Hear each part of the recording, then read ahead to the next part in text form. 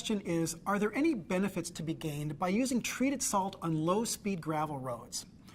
I'm going to give you a somewhat tentative answer to this one because while there is a great deal of documented experience on best practices for using deicers on paved roads, there's relatively little on unpaved gravel-type roads. But let me share with you what I have gleaned from anecdotal reports. Gravel roads are a little bit trickier to deal with than paved roads. Paved roads provide a hard, fairly impermeable surface from which it's relatively easy to remove snow and ice by just melting the snow and ice at the pavement surface. Gravel roads, on the other hand, are very porous. So when melting occurs at the surface, that melt will tend to quickly drain down through the gravel into the base, and because there's deicer there, it will prevent it from freezing. This will keep the base in a wet condition, and that can lead to a softened, muddy, messy road. Now, can this be minimized by the careful use of deicers?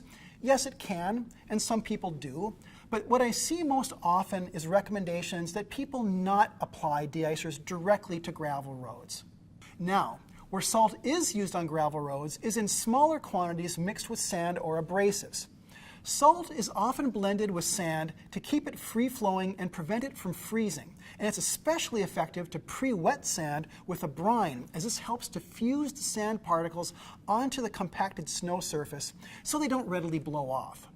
So, would there be an advantage to using a treated salt rather than plain rock salt to blend with the sand?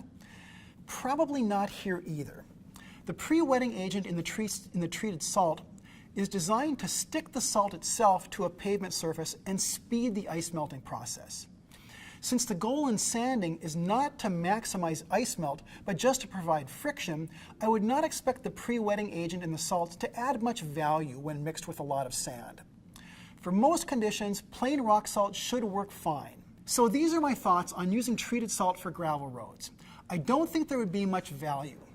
Now, you may want to pose your question as well to the SciCop Snow and Ice Listserv community. This is an excellent resource where people working in the winter maintenance industry share experiences with each other. So you might want to ask your question there, and maybe there are some others who can chime in with more experience. So I hope this has given you some useful background information. I'm Dr. Scott, and I look forward to your next question.